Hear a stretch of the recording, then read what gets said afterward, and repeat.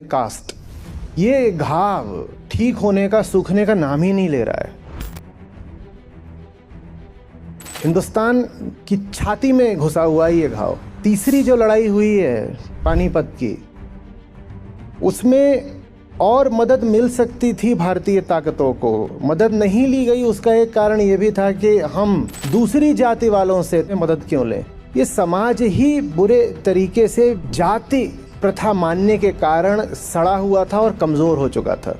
जाति का अर्थ होता है तुम्हारी किस्मत तुम्हारे जन्म के समय ही तय हो गई, निर्धारित हो गई। जो जहां होने का अधिकारी नहीं है उसको वो जगह मिल जाएगी। जिसको जिस काम में कोई रुचि नहीं है उसको वो काम करना पड़ेगा। न मेधा के लिए कोई सम्मान है, न प्रेम के लिए।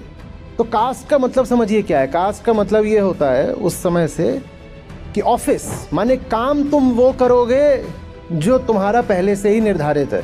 लोहार के घर में पैदा हुए हो तो बेटा लोहा ही पीटोगे, तो ऑफिस पहले ही तय हो गया। अब घर आते हो, घर में कौन होता है? घर में पत्नी होती है या पति होता है। विवाह भी तुम उसी से करोगे जो तुम्हारी जात का ही है, एंडोगेमी। तो यहाँ भी तुम्हारे विवेक के लिए और प्रेम के लिए कोई स्थान नहीं है।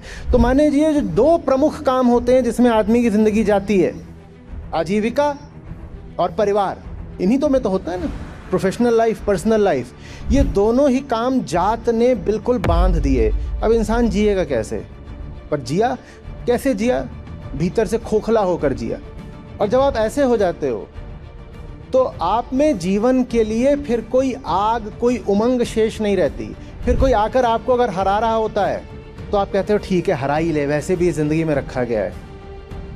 काम भी वो कर रहे हैं जो पसंद नहीं है और विवाह भी उससे कर रखा है जो पसंद नहीं है। इस ज़िंदगी में रखा ही क्या है? तू हरा ही ले, तू मुझे पराधीन कर दे, कुछ भी कर दे, बता क्या करना है। तेरे भी आदेशों का पालन कर लूँगा, क्योंकि अभी भी जैसे जी रहा हूँ तो किसी और के आदेशों का ही तो पालन कर रहा हूँ।